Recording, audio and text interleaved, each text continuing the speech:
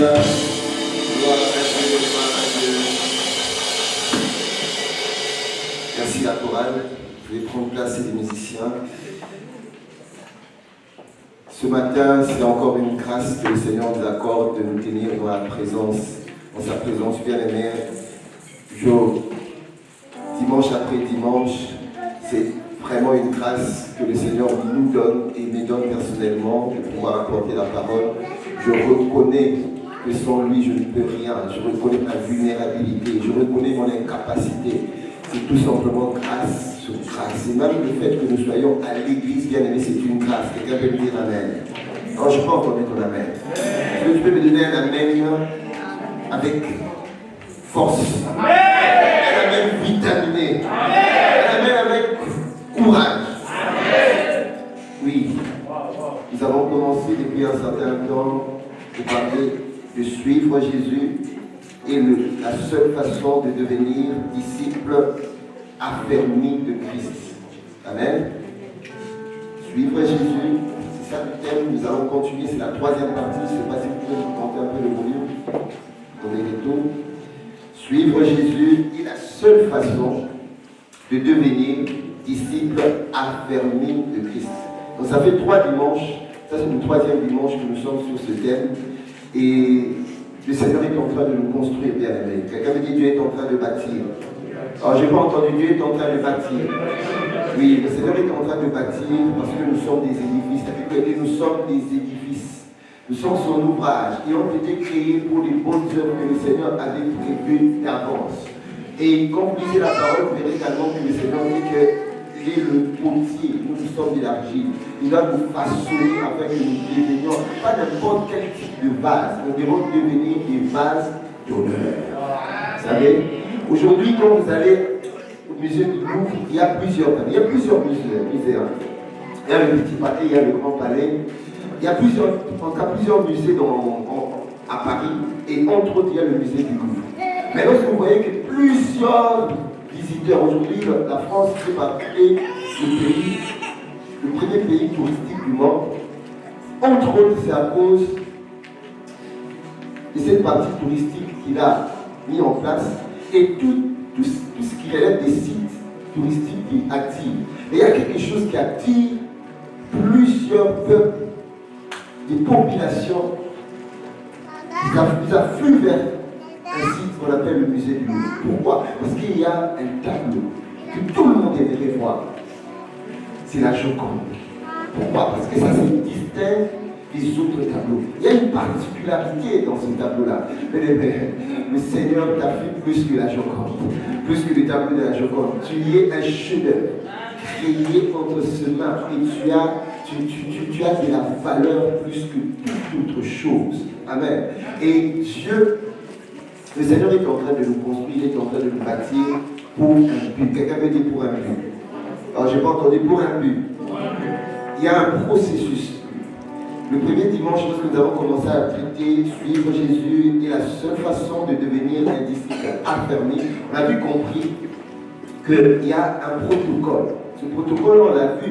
Les disciples, lorsqu'ils étaient dans la chambre haute, ils ont rapidement, je vais faire une synthèse rapide, ils ont passé à peu près 50 jours en train de prier. Ils étaient 120. Quand ils ont prié, et puis il y a eu l'effusion, il y a eu la Pentecôte. La Pentecôte, Pierre est sorti, il a annoncé l'évangile.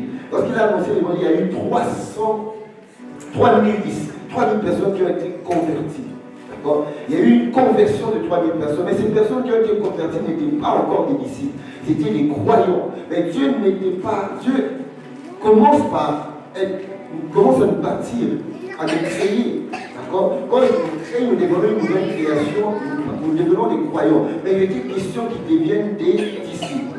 Et pour devenir des disciples, dans Acte 2, verset 42, c'est vrai que je vais faire rappel, nous voyons comment est-ce que ces 3000-là devaient être bâtis, devaient passer dans un processus pour devenir des disciples.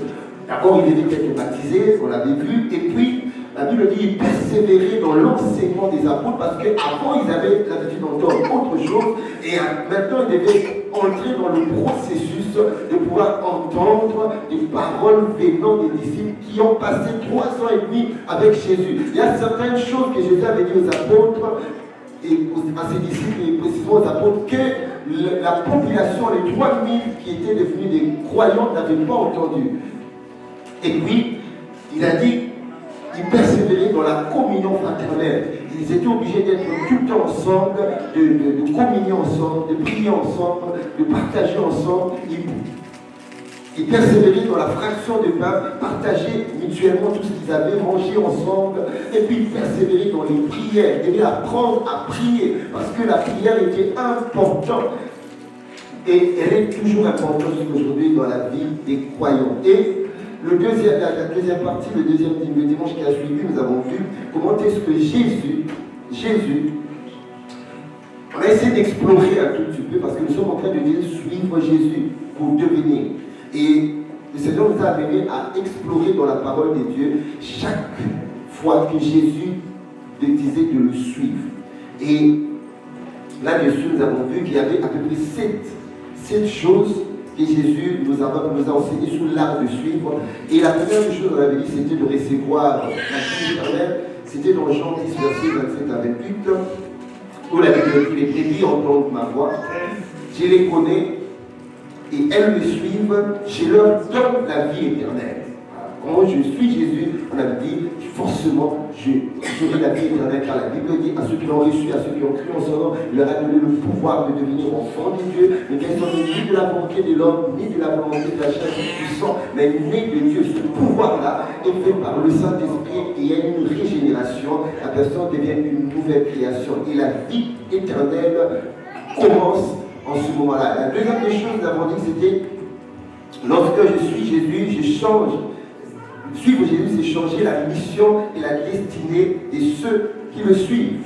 Voilà, on avait vu dans Matthieu 4, verset 19, la Bible dit, suis-moi et je ferai de toi, je vous ferai pécheurs d'hommes. Ils étaient bien des pêcheurs de poissons. Leur job, c'était pêcheurs de poissons et totalement leur vie a basculé en changeant pour devenir des pêcheurs d'hommes, des gagneurs d'âmes. Si nous prenons l'exemple de Matthieu qui était un économiste, un financier, il était un collecteur d'impôts. Lorsqu'il a commencé à suivre Jésus, sa vie a basculé pour devenir un gagneur d'âme, un homme qui sert Dieu. Et nous avons également dit la troisième chose qui nous amène lorsque je suis Jésus, c'est un appel radical à la priorité du royaume. Matthieu 8, verset 22, il est dit que Jésus lui répondit, suis-moi et laisse les morts ensevelir les morts. Jésus voulait juste dire à cet homme qui avait dit, qui avait protégé, je veux d'abord m'occuper d'aller ensevelir ma famille ou la personne qui était décédée. Écoute, celui qui est parti est déjà parti, tu ne peux rien changer. Par contre, ta vie peut changer ceux qui sont encore en vie. Celui qui est parti, quelles que soient tes prières, quelles que soient tes pleurs, ça ne peut rien changer. S'il était mort en Christ, ta prière ou même les incantations des personnes qui sont dans le monde de ténèbres ne peuvent pas changer sa vie à pouvoir basculer à aller en enfer. Ou s'il était mort, un croyant, les prières, les jeûnes ne peuvent pas changer la vie de cette personne qui a déjà quitté la terre pour là où il part est déterminé de ce qu'il a été sur la terre. Et nous voyons, la quatrième des choses, c'était le détachement de certaines choses. Parce qu'il est écrit dans Matthieu 19, verset 21, le jeune homme riche, Jésus lui dit, si tu veux être parfait, va vendre ce que tu possèdes, donne-le aux pauvres et tu auras un trésor dans les cieux. Puis, viens et suis-moi. Donc il y a un moment donné, lorsque nous commençons à suivre Jésus, nous serons obligés de nous détacher des choses. Nous serons obligés d'abandonner certaines personnes. Nous serons obligés de nous découper de certaines relations. Lorsque je commence à suivre Jésus, en ce moment-là, cette parole que Paul avait dit, ces choses que je considère comme un gain, je le regarde désormais comme une perte, comme de la boue à cause de l'excellence, de la connaissance de Christ. Et maintenant, aujourd'hui, nous allons continuer. Quelqu'un me dit, pasteur, est-ce qu'on peut continuer? Alors, je n'ai pas entendu. Alléluia. La cinquième des choses, on avait commencé, mais on n'avait pas détaillé, c'est de servir et être tout entier au service du royaume. Alors nous revenons sur ce verset, Jean 12, verset 26. La Bible dit, je vais aller tout doucement, parce que l'estime m'a amené à creuser. Jean 12, verset 26. La Bible dit, si quelqu'un me sert, qu'il me suive. Alors, il dit maintenant, la conséquence, là où je suis, là aussi sera mon serviteur. Et puis il dit encore, si quelqu'un me serve, le Père l'honorera. Nous allons voir les deux aspects lorsque nous suivons Jésus. La Bible dit, si quelqu'un me sert et me suit, il dit, là où je serai, c'est là où également sera. Il n'a pas dit là où sera mon croyant. Il a dit là où sera mon serviteur. Donc, là où sera, c'est un positionnement. Quelqu'un me dit positionnement. Et puis, la deuxième partie, il dit, si quelqu'un me sert, le Père l'honorera. Nous allons voir que lorsque je suis en train de suivre Jésus, le Seigneur me positionne. 2, lorsque je suis en train de suivre Jésus, le Seigneur va t'honorer. Et nous allons exploiter ces deux choses, bien aimés. Servir Dieu et Dieu lui seul. Alors je vais lancer déjà cette parole. Si tu sais Jésus sans le suivre, tu peux servir Jésus sans le suivre, mais tu ne peux pas suivre Jésus sans le servir véritablement. Amen. Donc tu n'as pas capté. Tu peux servir Jésus sans le suivre. On peut voir quelqu'un qui dit je sers Dieu, mais en réalité ne le suit pas. Parce qu'on va voir, quand on commence à suivre, on est soumis et on reste obéissant à la personne à qui on suit. Il y a certaines personnes qui disent je sers Dieu, il est dans un département, il est dans un service, il est en train d'exercer un ministère, mais quand on regarde sa manière d'être, sa manière de faire, c'est totalement le contraire de ce qui est en train de témoigner la personne à qui il est en train de se dire. Donc, nous avons dit, tu peux servir Jésus sans le suivre, mais tu ne peux pas suivre Jésus sans le servir. Parce que quand tu commences à suivre Jésus, automatiquement il doit t'amener à le servir. Alors on va voir quelques versets rapidement. Philippiens 1, verset 5, 15 à 17. Et regardez ce que le Seigneur nous dit. Et ceux qui suivent, qui servent, mais qui ne suivent pas. Ces derniers agissent par amour. Ils savent que si je suis ici, c'est parce que j'ai une mission de défendre l'évangile. Quant aux premiers, ils ne songent qu'à leur intérêt personnel. Voilà, c'est ceux qui servent, mais en réalité, ils ne suivent pas. Ils annoncent le Christ, vous voyez là, ils annoncent le Christ dans un intérêt de rivalité et de parti. En tout cas, leurs intentions ne sont pas pures. Peut-être s'imagine-t-il que la nouvelle de leur succès rendra plus pénible le poids de l'échec et puis ils pensent de causer quelques souffrances ou quelques surcroît d'affliction dans mes liens et attristent encore davantage ma capacité par les ennuis supplémentaires. Ça, c'est la la version parole de vie. Et puis nous avons également, j'ai trouvé également Philippiens 2, verset 21, la Bible dit, tous cherchent leur propre intérêt et non ceux de Jésus-Christ. Et là, on est en train de parler des croyants qui servent Dieu. Amen. Ce n'est pas des incroyants. Et Philippiens 1, verset 10 à 11, il est écrit, s'il y a en effet, surtout parmi les circoncis, vous voyez, là le Seigneur nous précise qu'il est en train de parler de ceux qui servent. Les circoncis sont ceux qui sont nés de nouveau, ceux qui sont déjà des croyants.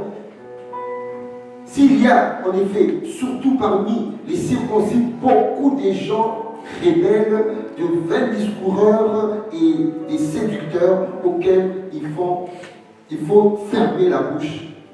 Il bouleverse des familles entières, enseignant pour un gain honteux, c'est qu'on ne doit pas enseigner. Il y a beaucoup qui servent Dieu, mais qui ne suivent pas. Bien aimé, je prie assez que toi et moi, que nous puissions suivre, servir et suivre Dieu. Amen. Que nous puissions servir et rester attachés à lui. Que nous puissions servir et que nous ne puissions pas, que nos œuvres ne puissent pas envoyer un message contraire à ceux pour lesquels, la personne pour laquelle nous avons choisi. Alors si tu ne sers pas Dieu, il sera difficile aussi de le suivre. Parce que ceux qui ne servent pas Dieu, ils sont des simples croyants. Ils n'obéissent pas à la loi dont Jésus avait dit à Moïse dans Exode 8, verset 1. Va dire à Pharaon qu'il laisse partir mon peuple. C'était en Égypte. Il laisse partir afin qu'il me serve. C'est ce que Dieu a dit. Et nous insistons encore. Pourquoi nous insistons bien? Mais tu dois servir. Ne reste pas un croyant du dimanche. Il ne reste pas un croyant du dimanche. Parce que ce verset, nous le connaissons. Le Seigneur nous dit dans 2 Corinthiens, 2 Chroniques 21, verset 11. Mes fils, cessez d'être négligents. La négligence, déjà, si tu es un simple croyant et tu ne le sers pas, Dieu appelle ça une négligence. Cessez d'être négligent. Écoutez, c'est dire, car vous avez été choisis pour être à mon service. Donc le choix que Dieu a fait de te sortir des ténèbres pour que tu deviennes une nouvelle création, ce n'est pas pour que tu restes un simple croyant du dimanche. Il a dit c'est pour être à son service. Et puis il continue de dire pour me servir et pour m'offrir tes parfums. Ça, c'est ce que Dieu veut de toi et de moi. Amen. Quelqu'un peut me dire Amen. Amen. Nous avons été créés, bien aimés, pour connaître Dieu, pour vivre avec lui et pour le servir. Et le dimanche dernier, je vous avais donné rapidement ces versets, je ne vais pas revenir, mais je reviens juste sur un seul verset. Écoutez ce que Dieu demande. C'est très particulier. Deutéronome 10, verset 12. Je reviens juste sur ce verset et nous continuons. Maintenant, Israël, maintenant mon fils, maintenant mon frère, maintenant ma soeur. Dieu s'adresse à chacun de nous au travers de ce verset. Maintenant, Israël, qui demande de toi, l'Éternel? Qu'est-ce que Dieu demande de toi qui est assis, qui est en train d'écouter cette parole? Écoutez, la Bible dit, ton Dieu, si c'est né, de le craindre l'Éternel, du 2, c'est afin de marcher dans toutes ses voies, d'aimer et de servir l'Éternel, ton Dieu, de tout ton cœur et de toute ton âme. Voyez un peu. Donc, tu n'as pas le choix. Regarde ton voisin, dis tu n'as pas le choix. Regarde ton voisin, tu n'as pas le choix. C'est pas vrai, est-ce que tu sais? Ça va me frustrer, est-ce que tu sais? S'ils ne savent pas dire, tu t'en supplie par l'amour de Christ. C'est Dieu.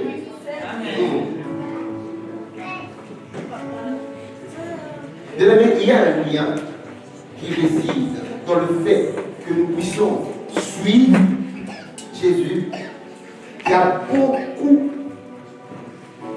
fait pour nous, mais également il y a énormément. Pourquoi Dieu nous demande de suivre? Parce qu'il y a du travail. Mais comme il dit, il y a du travail. Alors je vais entendre, il y a du travail. Il y a du travail. Jean 15, verset 17. Parce que nous suivons Jésus, écoutez, il y a ce que le Seigneur nous dit. Mais, je prends la parole de vie, dans la version parole de vie. Mais Jésus leur dit, mon Père travaille depuis toujours, et moi aussi, je travaille. Dis à ton voisin, il y a du travail. Dans le royaume, il y a du travail.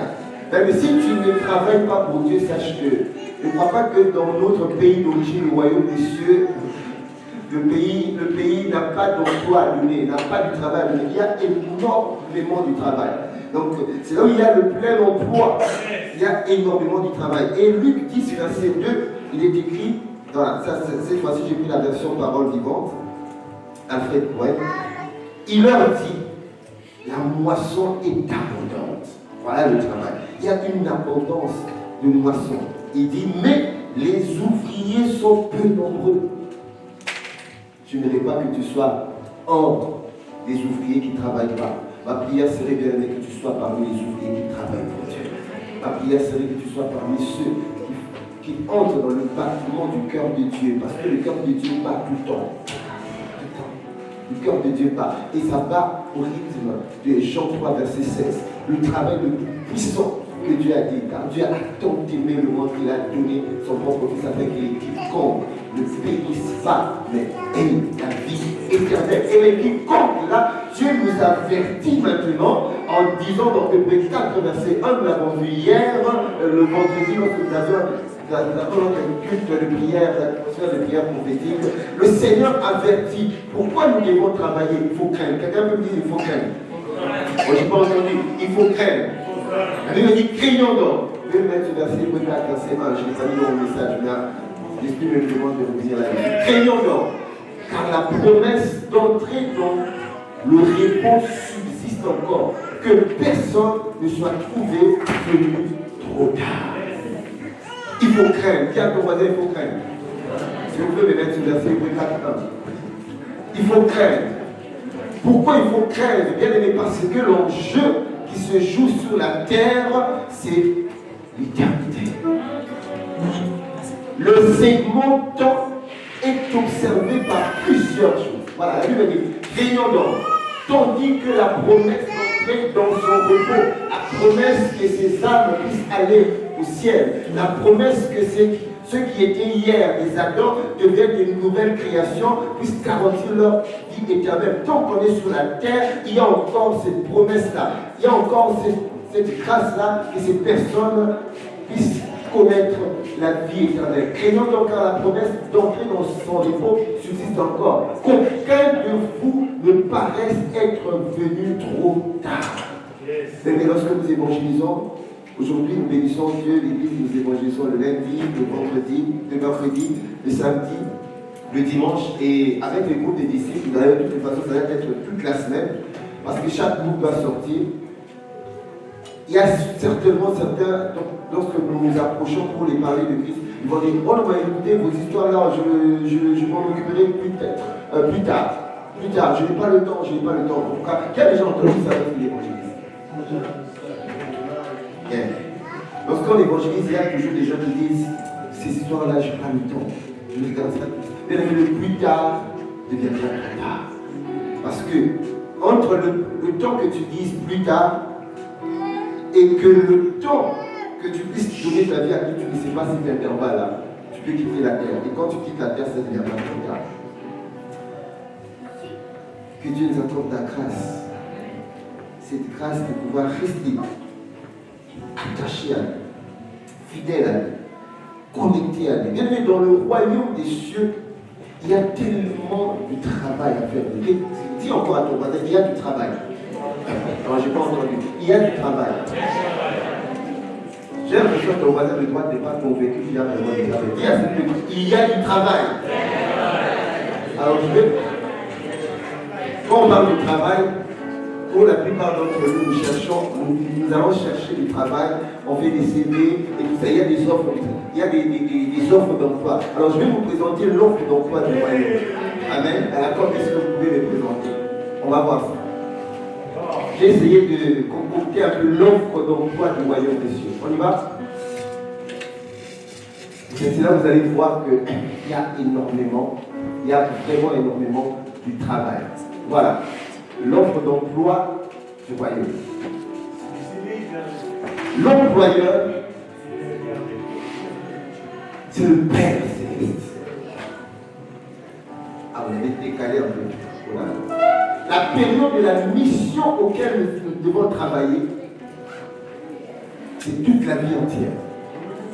Lorsque je commence à entrer dans le travail de Dieu bien-aimé, le travail de Dieu ne se limitera pas en fonction de mon âge. À 80 ans, je peux travailler. Moïse a travaillé jusqu'à. On doit travailler jusqu'au dernier jour de notre vie. Dans le royaume des cieux, il n'y a pas de retraite. Quelqu'un dit aïe aïe aïe. L'employeur, c'est le Dieu notre Père. Matthieu 6, verset 9, il y a notre Père qui est aux cieux. C'est dans le pays d'origine, le royaume des cieux, où nous sommes en train de partir. Il y a abondance. Et l'emploi, c'est quoi? L'emploi, c'est serviteur dans le royaume des cieux. D'accord? L'objectif de la mission. Et quand tu pars chercher du travail, on va te donner toutes ces étapes-là. L'objectif de la mission principale, tu dois aimer Dieu et aimer les autres. très important. Ça, on le trouve dans l'Exode 20, les 10 commandements. La priorité de priorité, avant même d'aller gagner des âmes, d'abord c'est Dieu. C'est aimer Dieu. Tu ne peux pas gagner les âmes si tu n'aimes pas Dieu. Parce que Dieu, il est amour. Lorsque je pars gagner les âmes que je dois gagner, je dois manifester l'amour de Dieu. Dieu, c'est annoncer la bonne nouvelle du royaume. Quelqu'un peut dire Amen. 1 Timothée 2, 3, 4. Il est bon et agréable à Dieu qui veut que tous les hommes soient sauvés et parviennent au salut. La troisième des choses, dans la mission, c'est servir avec humilité. C'est là où il faut servir. Nous avons vu dans 2 Chroniques 29, verset 2 Chroniques 29, nous avons compris que Dieu nous dit nous devons être à son service, le servir et lui offrir des parfums. Et puis, c'est d'aider, encourager et relever. C'est là où je deviens un mentor. C'est là où je deviens un disciple qui fait également des disciples. Ça fait partie de ma mission. Et le dernier point que j'ai retenu, c'est être dans le monde. Quand je suis dans le monde, je ne suis plus du monde, mais je suis dans le monde pour faire des nations du monde des disciples. Et le lieu de travail, ce n'est pas géographiquement lié à un seul endroit. Le lieu de travail, c'est partout dans le monde. Car il a dit, allez de par le monde. Et notre monde aujourd'hui, c'est le sud des sols et le nord du Marais. C'est notre lieu de territoire. Le lieu du travail, ça peut également être dans ta vie quotidienne, ta famille, tes relations, ton travail. Ça fait partie du lieu où le Seigneur vous appelle. Acte 1, verset 8. Mais vous recevrez une puissance du Saint-Esprit, souvenant sur vous, vous serez mes témoins où? À Jérusalem, dans toute la Samarie, dans la Judée et jusqu'aux extrémités de la terre. C'est là où Dieu nous envoie. Il nous veut que nous puissions aller partout. C'est ça notre lieu de travail. Et quel type de contrat? Quelqu'un me dit quel type de contrat? C'est un contrat, moi j'appelle ça le contrat. Lorsque nous travaillons, tout le monde cherche un CDI, d'accord? Contrat à durée indéterminée. Nous, c'est un contrat à durée éternelle. Moi, je parle de un contrat à durée éternelle. Et quand est-ce que tu commences le travail? Avant, on va te dire, ouais, tu dois d'abord faire. C'est non. Le travail commence le jour où tu es né de nouveau. Now. Quelqu'un me dit now. Maintenant. Immédiatement. Aussitôt et de tout à coup. Romains 10, verset 14 à 15. Comment donc invoqueront-ils celui qui n'ont pas cru? Et comment croiront-ils en celui dont ils n'ont point entendu parler? Comment entendront-ils parler s'il n'y a personne qui prêche? Et comment y aura-t-il des prédicateurs s'ils n'y sont pas envoyés? Et rappelez-vous ce verset de Jean 1, verset 6 à 7. Il y eut un homme envoyé de Dieu, son nom était Jean. C'est le Dieu, pourquoi Dieu m'envoie? Et le profil de la personne que Dieu cherche. Ouais. Il y a toujours dans l'offre d'emploi, on dit, bon, on cherche quelqu'un qui a un master, qui a une licence, quelqu'un qui a fait des grandes études. Et regardez le profil. À la rémunération, Pardon, la rémunération. La rémunération, il y a une paix intérieure lorsque tu commences à servir Dieu. La deuxième des choses, il y a une joie profonde lorsque je suis en train de servir le glorieux chef d'État de tout l'univers et de l'éternité. Et il y a la rémunération de l'universel, il y a la vie éternelle. Je passerai mon temps éternellement avec Dieu. J'irai là-bas parmi les anges.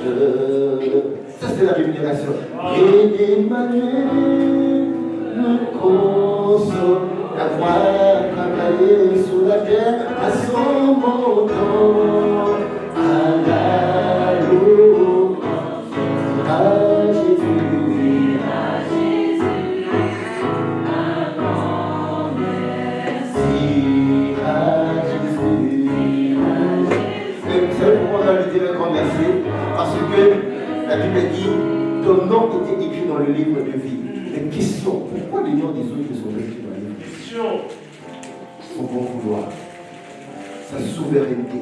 Comme j'ai dit, le jour où il y a eu une élection, vous savez, il y a élection là. Il y a des élus. Quand on va élire, nous élisons, ces personnes deviennent des élus. Nous aussi, la Bible de Dieu nous appelle, nous sommes des élus. Il nous a été choisis sur le bulletin de vote. Dieu a écrit ton nom. Et il a validé, il a dit, c'est lui, je vais passer l'éternité avec lui. Amen. Voilà pourquoi j'irai là-bas, parmi. Je verrai le Père Abraham, Esaïe, le Père Isaac. Il te consolera de tous les déboires et les difficultés que tu vis sur la terre pour son nom.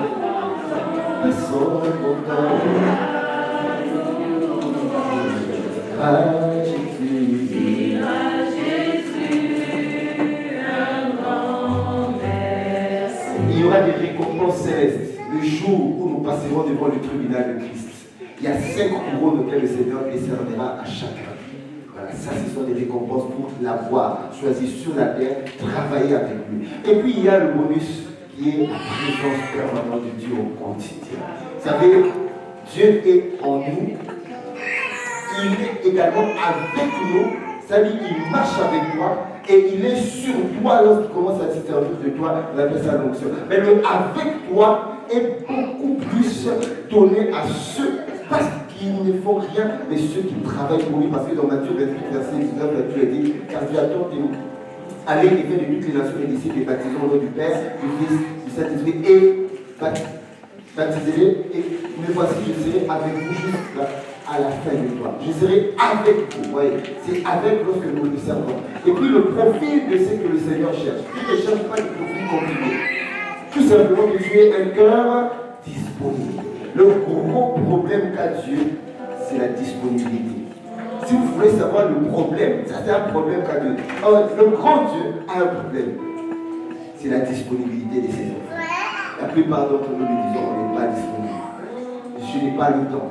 C'est ça, ce verbe-là qu'on a l'habitude de conjuguer. Je n'ai pas le temps. Je n'ai pas le temps. Mais en réalité, j'ai compris que les 24 heures de temps que Dieu nous a donné, c'est pour lui, c'est pas pour nous. Dieu nous a donné ces 24 heures à lui.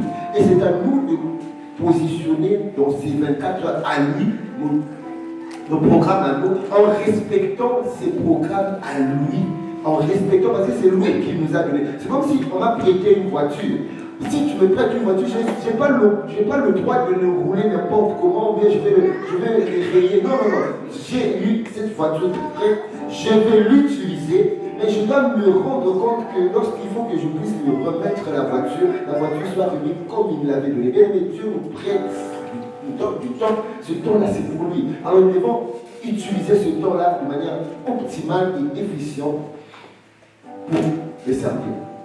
Et les conditions de travail, je vous rassure que ces conditions ne sont pas faciles aussi. D'accord? C'est possible qu'il y ait des difficultés et des oppositions. En tout cas, il y a des difficultés et des oppositions lorsque nous sortons pour aller chercher les âmes. Et je bénis Dieu encore que ce samedi, j'étais avec des jeunes à la gare pour évangéliser. Et en tout cas, l'évangélisation devient notre mode de vie. Bien aimé, si tu n'es pas encore entré dans cette dynamique d'évangélisation, c'est que sache que tu es là-bas. D'accord? Il y avait Marthe et Marie. Marie était dans la présence de Dieu. Jésus a dit, tu as choisi la bonne part de ce qui ne sera jamais ôté. Par contre, Marthe était il était aussi dans la maison, sauf qu'il n'était pas au bon endroit. Ma prière, bien-aimé, serait que tu sois au bon endroit. Amen. Ma prière serait que tu sois, parce que tu es la bonne personne, alors il faut que tu sois au bon endroit. Le bon endroit, c'est là où le ciel t'attend. Parce que je disais que le segment temps est observé autant par Dieu. Ce segment-là. Parce que Dieu ne peut pas passer à l'étape de la nouvelle Jérusalem sans pour autant que ce segment-là ait accompli ce pour lesquels ce segment doit accomplir, lié à tout ce qu'il avait prévu dans la chronologie des événements de la fin du temps. Mais ce segment de temps est également bien observé par l'enfer. Parce que l'enfer fait tout, c'est dans ce segment de temps pour arracher le maximum des âmes qui aillent en enfer. Ce segment de temps, bien aimé, est aussi observé par les âmes qui ont quitté la terre, de ta famille, tes amis, qui sont dans le lieu de tourment aujourd'hui et qui sont en train d'envoyer un message. Luc 16. Lorsque vous lisez Luc 16, 16, je crois que c'est un verset 21 ou 24, la Bible dit que l'homme riche, il était sur la terre comme toi et moi, et comme je me l'ai dit, bien aimé, dans ta famille, il y a des frères, des cousins, des personnes que tu connais qui ont quitté la terre et qui n'ont pas connu Jésus. En ce moment-ci, ils sont dans le lieu du tourment. Mais dans le lieu du tourment, ils sont en train d'envoyer le même message qu'avait lancé l'homme riche. Il disait, allez dire à ma famille. Donc, il s'est souvenu qu'il a eu un peu d'amour pour sa famille. Il dit, je souffre tellement dans le lieu du tourment. Je vous en supplie, allez dire à ma famille qu'ils ne puissent pas venir là où je suis. Autrement dit, qu'ils acceptent le Jésus que moi je rejetais, qu'eux acceptent afin qu'ils puissent être au ciel, au paradis, et non dans le lieu du tourment. Bien aimé, est-ce que tu es en train d'entendre la voix des hommes riches de ta famille? Est-ce que tu es en train d'entendre la voix des hommes riches de tes amis, de ceux qui habitent avec toi le quartier que tu connais, que tu as vécu avec eux, qui ont quitté la terre sans pour autant connaître Christ? Là où ils sont en réalité, ils sont en train de lancer le message. Et le Seigneur dit, j'ai ma fille, j'ai mon fils, dans tel quartier, là où tu habites, là où tu travailles, je les ai déjà positionnés. Ce sont mes envoyés. Je les ai déjà positionnés. Et j'aime bien ce que l'apôtre était en train de dire dans un jour de commande au matin. Il a dit, le Seigneur nous a déguisés. Quelqu'un veut dire déguisé. Alors j'ai pas entendu déguisé. En réalité, tu es un gagnant d'âme déguisé dans un travail où tu es en train d'être posé. Dieu t'a amené dans un travail, là où tu travailles.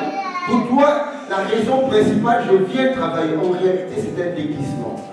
Aujourd'hui, Dieu t'a fait entrer dedans pour te dire, j'ai besoin d'être là, j'ai besoin d'être là, j'ai besoin d'être là. Alors je vais te dire, laisse-moi te dire. Lorsque Dieu t'a déguisé dans cet endroit-là, il y a beaucoup de gens. Mais tu vas dire, mais oui, c'est le si tu vas te déguiser. Mais oui, je suis là, mais ils sont nombreux. Lorsque je leur parle de l'évangile, ils n'écoutent pas. Il y a la parabole du Seigneur. Les 25%. Dieu n'a pas dit 75%. Amen. Dieu a dit 25% qu'il a réservé là où tu es, dans la ville où tu es, dans ta famille, qui vont te choisir, qui vont élever la parole. Amen. Ne te fie pas sur les 75%, ils seront nombreux. J'ai dit ça aux jeunes lorsqu'on était en train d'évangéliser. Ils seront nombreux de réfuter la parole. Mais c'est normal, ils font 75%. Mais Dieu se réservait 25% qui doivent le suivre, qui doivent l'écouter. Est-ce que tu peux acclamer la parole?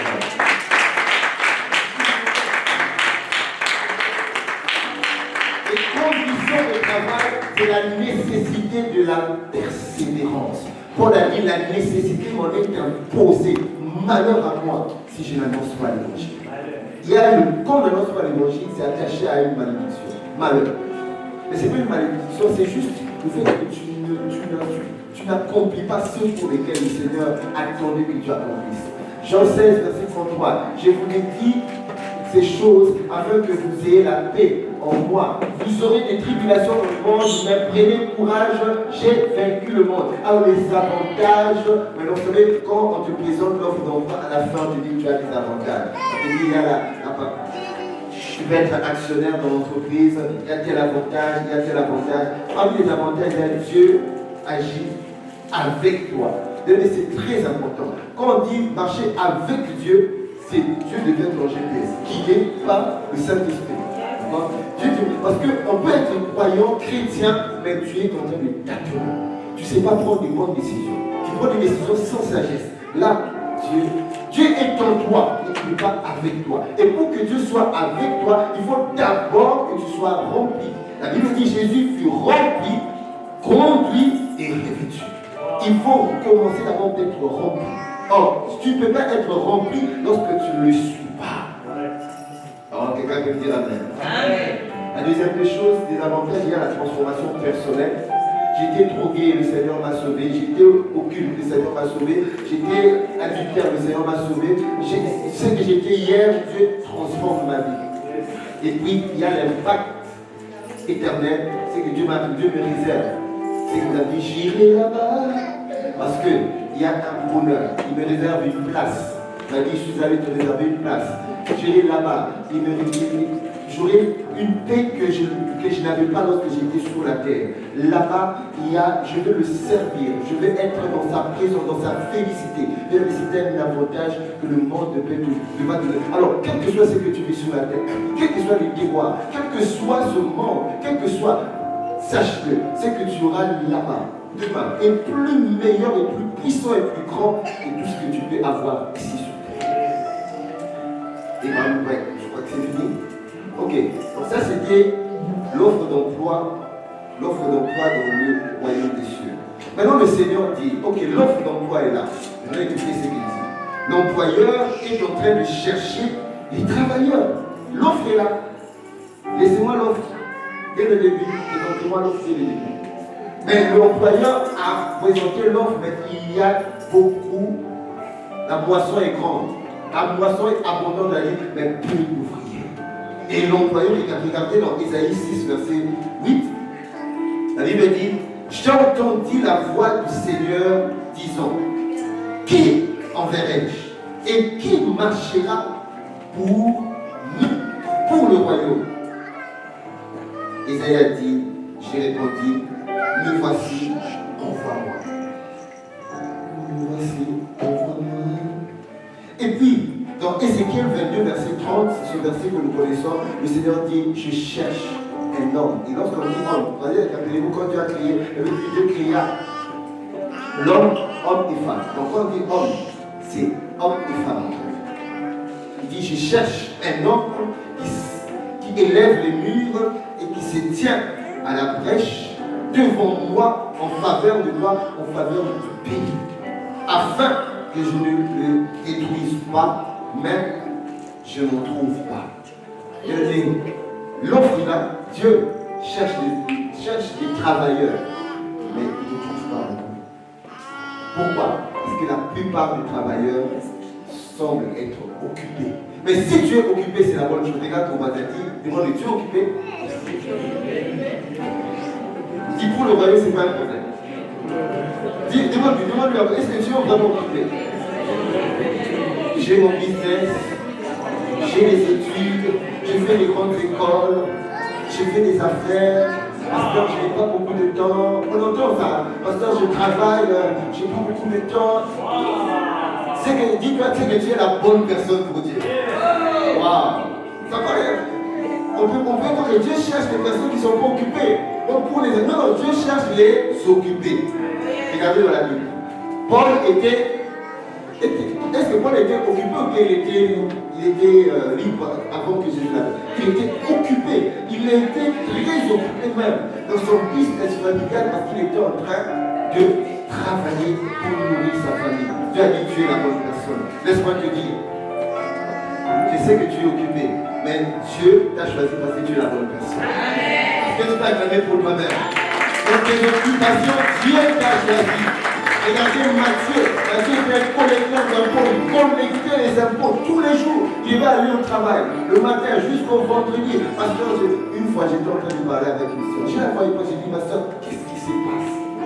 Pourquoi tu ne te vois pas dans la pluie? Parce que je suis fatigué, je suis tellement occupé dans la semaine, je ne peux pas le savoir. Et le week-end, donc j'arrive le week-end, mon corps est fatigué. Donc c'est le seul moment que j'ai pour le reposer. Mais laisse-moi te dire, ma soeur, que tu es effectivement la bonne personne. Parce que Pierre aussi était occupé. Jésus a dit, laisse tes filets, suis-moi.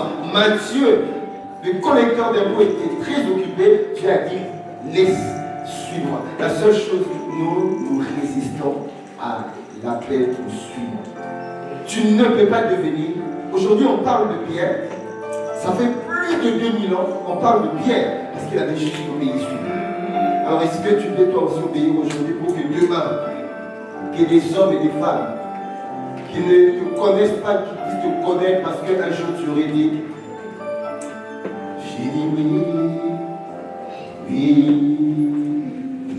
à ton appel, je dis oui, oui, j'ai dit oui.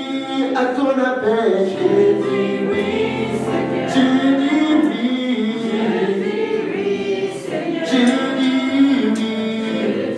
oui,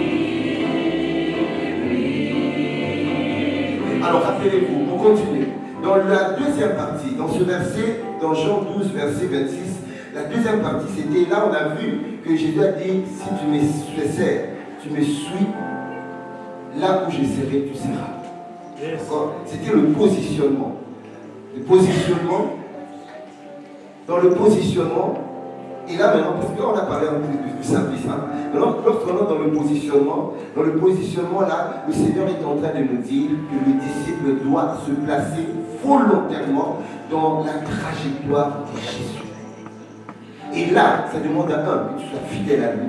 2, obéissance. Et 3, que tu puisses limiter, limitation. Le positionnement demande la toute première chose, c'est par rapport à Jésus. Lorsque Dieu dit, là où je serai, c'est là où tu seras, c'est par rapport à lui d'abord. Amen. Pierre, après sa restauration, bien aimé, Pierre a dû se repositionner. Il était positionné comme pécheur et il s'est repositionné maintenant comme gagneur d'âme, pécheur d'âme. La deuxième des choses dans le positionnement, là où je serai, c'est également là où tu seras, là où sera mon serviteur. Ce positionnement, c'est par rapport, bien aimé, à la mission. Tu verras que Dieu va faire un shift à la mission que tu es en train de faire. Dieu va peut-être pas seulement changer ton travail, mais ce pour lequel il t'a appelé. Avant, tu ne faisais pas. Avant, tu ne jouais pas ton rôle de témoin, d'ambassadeur, de gagneur d'âme. Et désormais, il y a une mission qui s'impose à toi pour que tu puisses commencer à agir. La mission hier de Paul de Tarse, Saul de Tarse, c'était persécuteur de chrétiens. Il obéissait à ses maîtres, à tous les pharisiens, à tous ceux qui étaient supérieurs à lui, des religieux qui étaient en train, lui, d'obéir et d'aller persécuter l'Église. Par contre, dès qu'il a rencontré l'Esprit de Jésus sur le chemin de Damas, il y a eu changement de mission. Amen. La troisième des choses en termes de positionnement, bien aimé, c'est par rapport à c'est le positionnement temporel et éternel. Alors, avant que je puisse naître de nouveau, j'étais d'abord un incroyant. Et c'est là où je vais demander à la porte de mettre ce schéma. Vous allez voir. On va à la porte. Aujourd'hui, on va utiliser un peu la porte pour plusieurs éléments qui ont été préparés. Avant, quand j'ai dit d'abord Adam, et c'est là où sont les Adams, ça veut dire les personnes qui ne sont pas encore en Christ. La Bible dit j'étais sans Christ. C'est dans Ephésiens 2, verset 12. Il y a une sorte de verset que vous devez connaître. Voilà. Et avant, j'étais d'abord un Adam. Un Adam, c'est quelqu'un qui n'est pas né de nouveau. Ephésiens 2, verset 12. Très facile. Hein? Il y a 12, 1, 2 et puis Ephésiens. Donc, je vous apprends après à étudier les versets facilement. La Bible dit dans Ephésiens 2, verset 12, j'étais sans Christ. Nous étions sans Christ, privés du droit de cité en Israël, étrangers aux alliances de la promesse, sans espérance, sans Dieu dans le monde. Et là, il y a eu quelque chose qui s'est passé. Le jour où je suis tombé amoureuse de Christ, je suis passé dans Jean 1, verset 12. La Bible dit à ceux qui l'ont reçu, à ceux qui ont cru en ce Sauveur, leur a donné le pouvoir de devenir enfants de Dieu, lesquels sont nés ni de la volonté de la chair, ni de la volonté de l'homme, ni du sang, mais nés de Dieu. Ce pouvoir-là nous a été donné par le Saint-Esprit. C'est le Saint-Esprit qui nous fait naître de nouveau. Et lorsque je suis maintenant là, je suis un croyant, la nouvelle création, un simple croyant. Mais Dieu ne veut pas que je reste croyant. Le désir de Dieu, c'est que je puisse devenir un disciple. Quelqu'un peut me dire disciple. Disciple. Moi, j'ai pas entendu disciple. C'est-à-dire que je deviens disciple, je suis croyant, je dois le suivre pour devenir. D'accord? Matthieu 28, verset 19, la Bible dit allez et faites de toutes les nations mes disciples. Parce que nous gagnons d'abord ces âmes-là, là-dedans, pour qu'ils deviennent une nouvelle création. Et la nouvelle création doit devenir. Il y a un processus, il y a un devenir. D'accord? Et ce disciple-là doit finalement atteindre l'étape de Ephésiens 4, verset 12, où le Seigneur veut que nous puissions atteindre la stature parfaite de Christ. Un esclave, un doulos, quelqu'un qui est totalement au service du royaume des cieux. Quelqu'un peut dire Amen. Amen. Et la deuxième des choses, rappelez-vous, lorsque nous avons lu Jean 12, verset 26, il a dit, celui qui me sert, me suit, là où je serai, et c'est là où il sera. Là où sera mon serviteur. Et puis il dit encore, si quelqu'un me sert, mon Père l'honorera. Rappelez-vous, dès le début, on avait dit il y a deux choses. Il y a le positionnement et puis être honoré. Dans le fait d'être honoré, bien aimé, le mot être honoré, le verbe là, être honoré en grec, c'est timésé ou timao, qui veut dire accorder de la valeur, estimer, respecter ou bien honorer. Ça veut également dire honorer quelqu'un par reconnaissance ou récompense. Ça veut également dire élever quelqu'un dans l'estime ou réconfort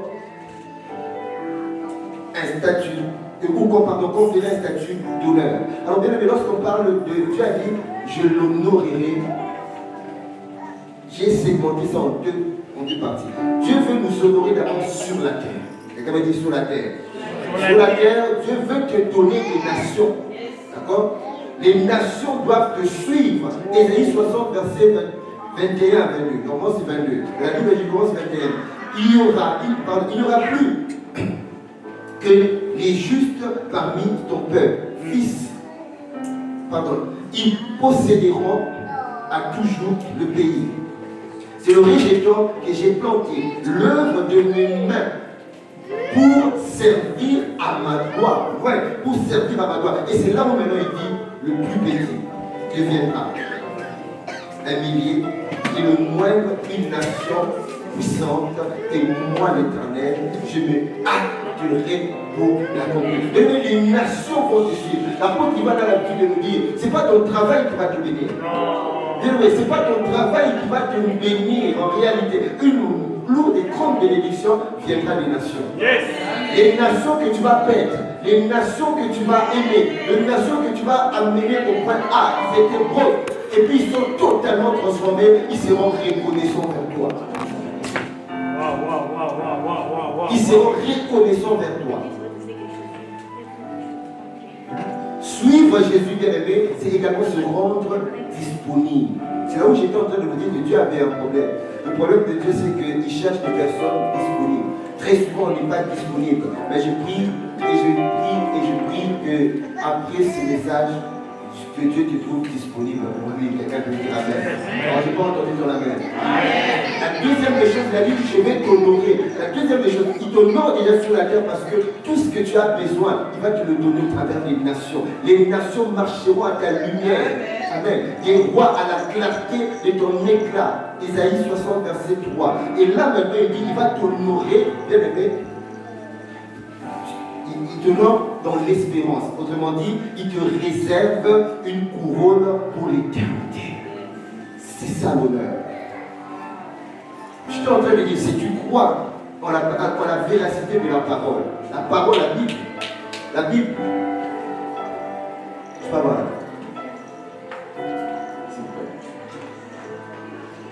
Mais ce livre, la Bible, la parole de Dieu, elle est la vie. Cette parole, tout ce que la Bible a dit concernant Jésus s'est réalisé. La naissance de Jésus, ça a été prophétisé par des prophètes. Plus de 2000 ans. Jésus, il y a certains qui sont nés morts. Jésus n'était pas encore né, mais il y a eu un temps, Jésus était né. Et tout ce que la Bible a prédit s'accomplit. Et il y a encore d'autres prédictions qui vont s'accomplir.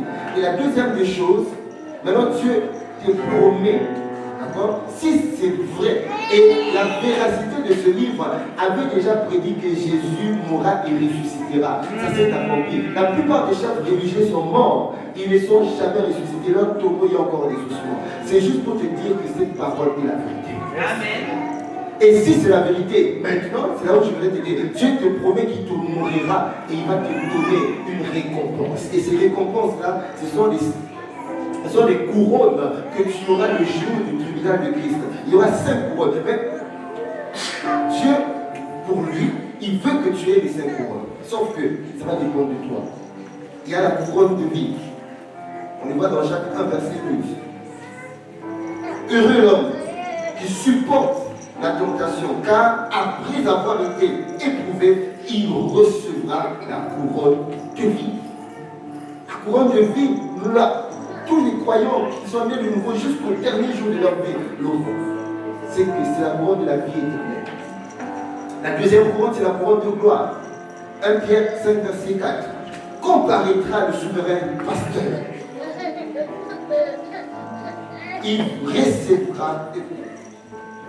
vous recevrez une couronne de gloire qui ne se flétrit pas. Ça, c'est la deuxième couronne que le Seigneur réserve à ceux qui auront jusqu'au bout. Dis à ton voisin, il faut qu'on aille jusqu'au bout. Jusqu'au bout. On s'arrête pas. La troisième couronne, c'est la couronne incorruptible. 1 Corinthiens 9, verset 25. Tout athlète s'impose un strict entraînement, eux pour une couronne périssable et nous pour une couronne incorruptible. Quatrième couronne, c'est la couronne de la justice. Dans 2 Pierre, 2 Timothée 4, verset 8, la Bible dit désormais, la couronne de justice m'est réservée non seulement à moi, mais à tous ceux qui auront aimé son apparition. Il faut aimer l'apparition. Il faut aimer sa personne. Aimer qu'il reviendra. Il reviendra. Emmanuel reviendra un jour. Mais il ne posera pas ses pieds sur terre. Il sera dans les airs. Il va prendre son église. Mais j'ai prié que si nous sommes encore vivants, que toi et moi, nous puissions être enlevés. Et si nous devons quitter la terre avant son retour, les morts d'avant vont ressusciter, il faut que tu ressuscites pour la destination. Un lieu de transition, le paradis. Ce n'est pas le lieu définitif. Le lieu définitif, c'est la nouvelle Jérusalem. Par contre, entre cette transition, il y a encore des événements où nous allons travailler avec Dieu. Parce que nous reviendrons sur la terre pour fonder la terre avec comme roi de roi Jésus de Nazareth. Et nous serons là. Mais nous allons nous déplacer à la vitesse de la lumière en cohabitation avec les âmes qui seront physiques. Il y aura une cohabitation comme Jésus lorsqu'il est ressuscité, il avait le corps glorifié. Par contre, ses disciples, ils avaient des corps humains comme nous. Ce sera ce qui va se passer quand Jésus reviendra avec les rachetés, que nous sommes par la grâce de Dieu. Amen. Amen. Et la cinquième couronne, c'est la couronne de martyr. Apocalypse 3, verset 11, on finit par là. Je reviens bientôt. Tiens ferme. Là, c'est le Seigneur qui est en train de te dire, c'est que tu as, afin que personne ne prenne ta couronne.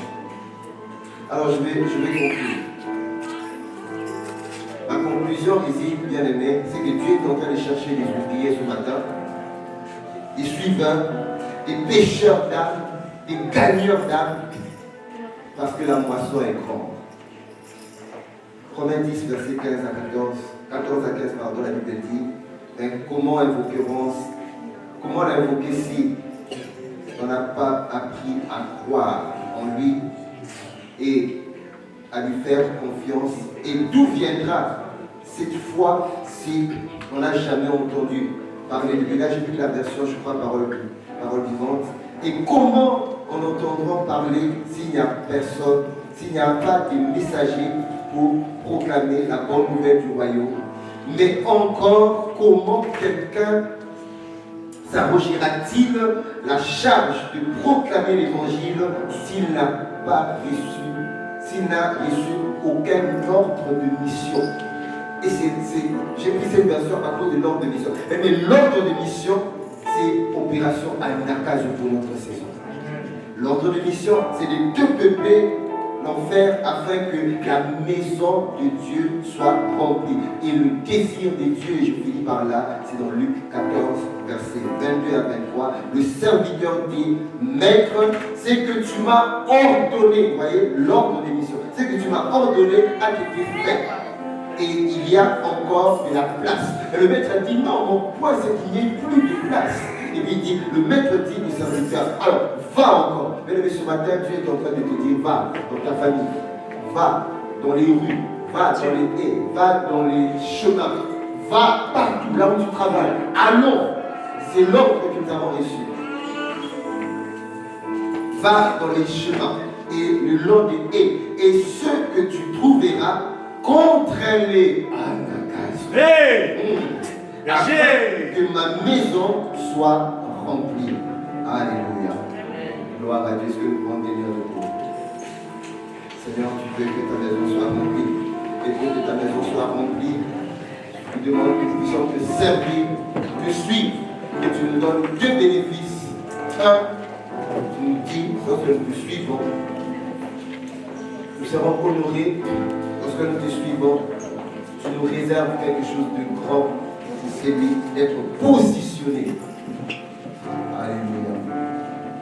Je ne vais pas être long.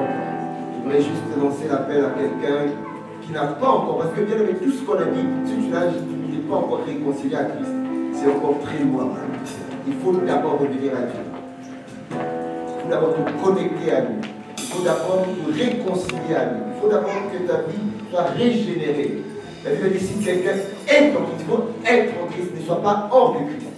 C'est comme Moïse et sa famille, Noé et sa famille étaient dans l'arche. Et moi, je te demande que tu sois dans l'arche de la nouvelle alliance, qui embarque tous les rachetés de l'humanité, qui s'appelle Jésus, le Christ. Si tu es dans cette arche, ta vie est garantie. Ton éternité est garantie, mais surtout, il te donnera la capacité de pouvoir aller vers de toutes les nations, de servir. Et l'offre donc, tu vas répondre à l'offre d'emploi comme Ésaïe a répondu à l'offre d'emploi, me voici, parce que Dieu avait dit, qui enverrons-nous? Et Dieu a dit, me voici. Seigneur, nous sommes là. Nous te disons, nous voici pour te servir. Mais nous prions pour quelqu'un qui n'est pas encore né de nouveau ce matin. Pour quelqu'un qui n'a pas encore donné sa vie à Jésus. C'est la priorité de priorité pour sa vie. Et après cela, la priorité de priorité qui suit, c'est d'abord d'être aimé Dieu. Tu aimeras le Seigneur de tout ton cœur, de tout ton âme. Et après, c'est aimer les autres. Et lorsque tu dois aimer les autres, je ne vais pas les laisser être sombrer dans l'enfer. Il faut que ma lumière puisse vivre, puisse chasser les ténèbres dans nos familles. Alors, Père, nous prions. L'ordre de mission est donné. Que nous soyons de ceux qui vont répondre à cette mission et de ceux qui vont devoir accomplir le but pour lequel tu nous as appelés. Et au final, nous irons nous reposer de nos œuvres parce que nous aurons le droit de ce repos. C'est que nous aurons travaillé activement pour toi comme tu as dit de Percy, tu as dit Tryphose et Tryphène ont travaillé pour toi selon notre prière. Ce qui a été dit de Percy soit dit également de nous, de notre génération, même maintenant. On a bien aimé, Percy a beaucoup travaillé pour le royaume.